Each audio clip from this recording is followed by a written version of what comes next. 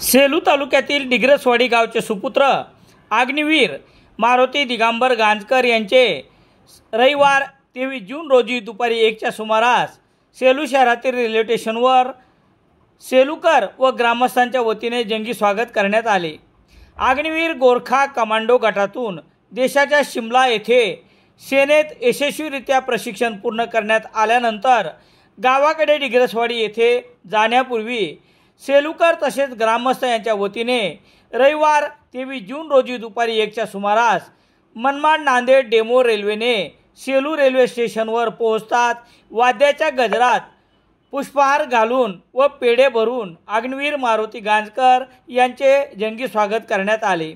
यावेळी जयसिंग शेळके, बाळकृष्ण लेवडे, संतोष निर्वळ, पांडुरंग कदम, दिगंबर गांजकर, सुभाष जाधव, गोविंद निर्वळ, संभाजी होगे, कृष्णा गांजकर, रामेश्वर गांजकर, रावसाहेब गांजकर, सुहास आठवले, दर्शन आठवले, धुराजी आठवले, भारत शेरे, संतोष होगे सह सेलूकर तसेच डिग्रसवाडी ग्रामस्थ उपस्थित होते।